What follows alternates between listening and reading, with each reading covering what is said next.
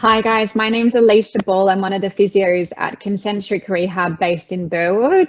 I'm really excited to be here today and really looking forward to sharing with you some of the research that we've been doing. And I'd also like to give a shout out to the Stroke Recovery New South Wales guys for hosting today. We really appreciate all the work you guys do building connections in the community. So thank you for that. Hi everyone, I'd like to share with you about Epic Rehab after stroke.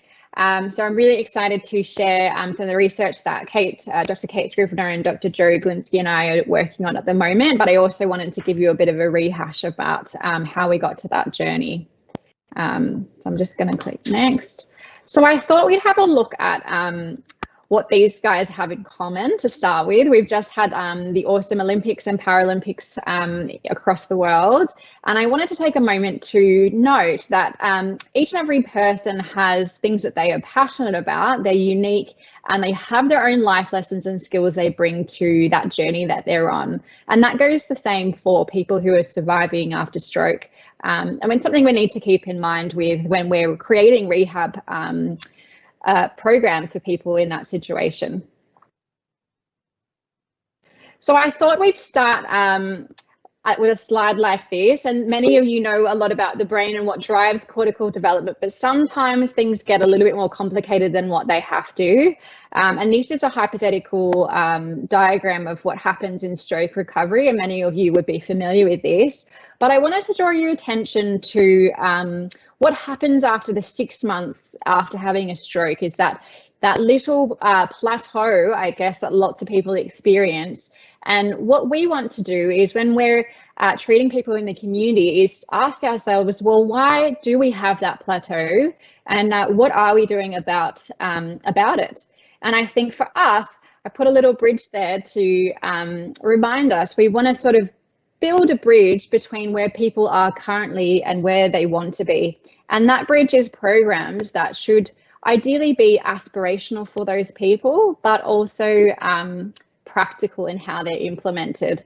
And 90% of people who've had a stroke are living in the community, and quite a lot of them would find themselves in that plateau phase of their recovery. So that poses a challenge for us, especially for people like us in Concentric, working with people in the community after having a stroke. What is encouraging though is that we know that improvements can happen at any time. So that can happen well after the stroke, and we know that the time after stroke doesn't actually affect your ability to make gains in function, which is really encouraging. We also know that there is a clear evidence that the people that do more practice or more amounts of training have better functional outcomes after stroke. And that poses a challenge for us as to how we can implement that amount of practice in a realistic and feasible way. So you may have heard of that age-old proverb, teamwork makes the dream work. And for us at Concentric, it's a challenge because 84% of people who've had a stroke report that their health needs aren't being met. So for us, we have to think about how are we supporting them in that recovery journey and how do we make that recovery epic. So on the right there is a diagram called the International Classification of Function, and it kind of describes how someone's condition or their disability interacts with all the domains in their life. And for stroke survivors, they experience multiple challenges and barriers to all of those domains in their life. And like I said earlier, each one of those challenges and that person is unique. So we have to find ways of addressing that individualized challenge and barrier. So for us at Concentric, we've recently brought on board a whole host of multidisciplinary allied health providers. So occupational therapy, physiotherapy, speech pathology, a whole host of allied health.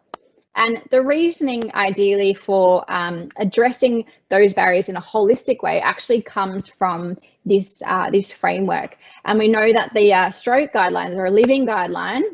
And while they do suggest that, you know, multidisciplinary teams can provide a more holistic approach, they don't explicitly say a lot about how that looks like for people in the community. And the last point, surprise, surprise, self-efficacy and purpose matters to people who had a stroke. So we can harness their ability to address all of these domains in their life if we bring them on board in a supported way. And that's something that we're going to hope to address in the study as well. Go next slide. All right. So I thought we'd give a bit of a summary about what makes rehab in the community after stroke epic. The first one being E. We want to engage your motivation and the skills and abilities that you as an individual bring to that recovery journey. So that might be the skills and abilities that you had before the stroke, or it might be the skills and abilities that you've learned after the stroke. And P, we want that training to be purposeful and goal directed. We want it to be meaningful to you. I, we want that intensity of practice that we know actually drives the cortical change in recovery. And C, we want that feedback to be continual and consistently provided in a way that gives you the support you need in that rehab journey. And I thought that was a nice way of conceptualizing all of those elements. So at Concentric, we are trying to incorporate these elements into the programs that we provide. And one of them is our Stroke Superheroes class that we have. In the class, we try to combine the latest evidence, the elements that I've spoken on earlier, and we've tried to target intensive individualized practice in a group setting in the community. And with the support of having a team that's going to give you regular reviews of your progress and your goals. And that top right picture is my Stroke Superheroes class at our Christmas party last year. And they really enjoyed that. All right, so I guess I've mentioned earlier, for lots of people who are in that plateau phase, I suppose, in their recovery, we need to be providing programs for them that are both aspirational, but also really practical to implement. So 2 other studies have shown that when stroke survivors are given the opportunity to improve, even if they are in that chronic period of stroke, they actually have. And so that's really exciting for us. The first one is an example of the FAME trial that happened a couple of years ago, where they offered people in the community 3 hours of therapy a week for 18 weeks. And that program was cardiorespiratory training, it was strength training, it was mobility and balance training. And they found that that dose of therapy was feasible to implement, but also the people that attended that program made gains in their cardiorespiratory function and their mobility function, which is exciting. The second study on that slide is the Queen's Square study that was recently published last year. And that was a really exciting study done in the UK, where a whole bunch of people in that chronic phase of recovery after stroke were recruited into an upper limb program. And in that upper limb program, they completed 90 hours of therapy over 3 weeks, and that was provided with occupational therapy and physiotherapy. And 62% of the people in that program made significant improvements in their arm function. And so those 2 studies give us a bit of a precedent for how we can integrate the intensity of practice we need for people living in the community after stroke, which leads us to our study. We are hopefully going to implement a new program which combines these 3 elements. So intensive training for 3 hours a day for 3 weeks, with the support of the Take Charge program, which was published from New Zealand last year, which is a self-management, self-directed training program to build self-efficacy, and with the support of our multidisciplinary team to address whatever goals you would like to achieve.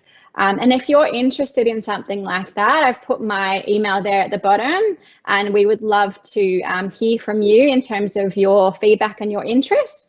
And I just wanted to encourage you in your rehab journey, wherever that may be, to be epic, to be engaged, to be purposeful, intense, and consistently accessing the feedback that you need. So thank you.